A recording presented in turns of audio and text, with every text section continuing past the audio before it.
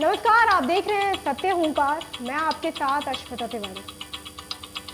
राजनीति क्या है, राजनीति कैसे होती है, अगर इस सवाल का सही जवाब खोजना हो तो आ जाइए फरीदाबाद के राजनीतिक क्षेत्र में, जहां तिलपत वाले बाबा सूरदास की तपोस्थली वाले तिगांव विधानसभा को राजनीतिक पृष्ठभूमि मानने वाले राजनीति के असल खिलाड़ी मंत्री जी की राजनीति का परचम लहराता है।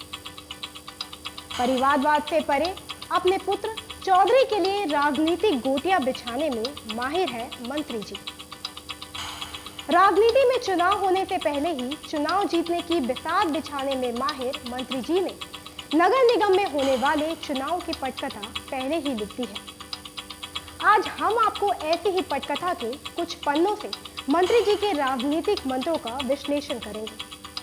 हम आपको बताएंगे कि राजनीतिक चर्चाओं में किसका कटेगा टिकट, किसको मिलेगा टिकट वाली थ्योरी कितनी सही और कितनी गलत है। मंत्री जी ने अपनी राजनीतिक परिपक्वता के कारण फूल की महक ने किस किस को मुग्ध किया और किस किस को बेहोश, उसके पीछे की असल कहानी क्या है। हम बात करते हैं तत्कालीन वार्ड 24, 25, 26, 27, 28 और 29 के पिछले चुनाव की तथा उसके बाद बदले घटनाक्रम की। तब आपको शायद मंत्री जी के कुशल राजनीतिक ज्ञान के स्तर का अंदाजा हो सकता है। साल 2017 के नगर निगम चुनाव में वार्ड 24 में मुख्य मुकाबला पहलवान और शर्मा जी के बीच था। मंत्री जी के कृपा पात्री पहलवान जी चुनाव हारने की स्थिति में थे, लेकिन मंत्री जी के आशीर्वाद से शर्मा जी को हराकर पहलवान जी को पहलवान बना दिया। शर्मा जी के साथ खाकी की लाठी का प्रयोग भी हुआ। धनोबल से लेकर मनोबल तक शर्मा जी को अच्छा खासा नुकसान हुआ। अक्सर ऐसा देखा जाता है कि चुनाव में जो प्रत्याशी करीबी मुकाबले से हारता है, अगली बार यानी कि अगले चुनाव में उसके जीतने का अवसर उतना ही प्रबल हो जाता है। लिहाजा अपने करीबी प्रतिद्वंदी को तहस नहस कर दिया जाए। राजनीतिक दृष्टि से सबसे आसान यही होता है कि उसे दबाकर डराकर पार्टी में लाया जाए तथा अब की बार आपकी तैयारी वाला मंत्र मारकर अंत में बेहोश कर दिया जाए।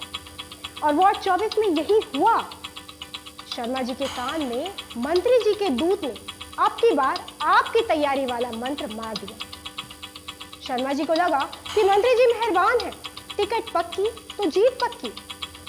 मार्केट में चर्चाओं का बाजार गर्म कर दिया कि अब की बार तो पहलवान जी का दांव फेल होगा और चित पटकनी खाएंगे।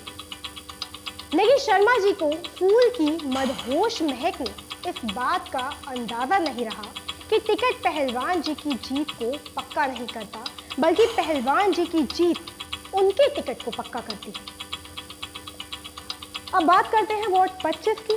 विपक्षी दल के नेता विजिलेंस कमेटी के चेयरमैन रेखवाल जी के धुर विरोधी भदौरिया जी तो ऐसे चुनाव हारे कि बेचारे घर भी तुड़वा चुके और अब राजनीति से तौबा तौबा कर चुके। वहीं भारती बहन जी, उनको भाई के स्कूल की चार दीवारी को सलामत रखने के चक्कर में पार्टी के शरण में आना पड़ा। अब फूल की महक इतनी पसंद आई कि टिकट जेब में लेकर घूम रही है। वहीं रेखवाल जी के दोनों हाथों में लड्डू है। पार्टी टिकट दे तो सही, ना दे तो भी सही, क्योंकि बड़े टिकट की मांग का रास्ता साफ हो जाता है। वार्ड 25 में भी मंत्री जी के दूतों की प्रेम कहानियां विरोधियों को टिकट के लॉलीपॉप में उलझाने में सफल हो रही है। विरोधियों को कमजोर करने का मंत्री मंत्र सबसे कारगर है। अगर कोई रह भी जाता है तो मंत्री जी के धुर विरोधी नागर जी की गागर में डुबकी लगाने के लिए लाइन में लगे हैं। शायद इधर से नहीं तो कम से कम उधर से ही सही, कमल की खुशबू किसी तरह तो मिले। वहीं वार्ड 26 में विरोधी के आका को ही अपने पाले में डालकर खेल खत्म कर दिया।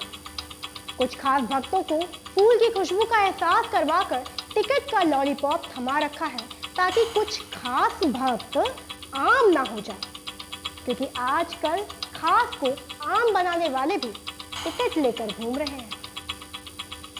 वार्ड 27 में चले तो वहां की स्थिति थोड़ी अलग जरूर है, क्योंकि पहले भी कमल से परहेज करने वालों को बाद में कमल की खुशबू पसंद आ रही थी। टिकट मिले ना मिले, आशीर्वाद तो मिलेगा ही।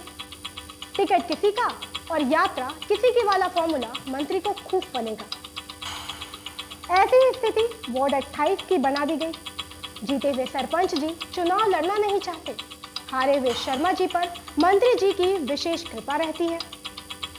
बचा कोई एक दो कांग्रेसी तो उनको भी टिकट के लॉलीपॉप तथा नागर जी की गागर से टिकट के भरोसे का एहसास में तसल्ली दे रखी है।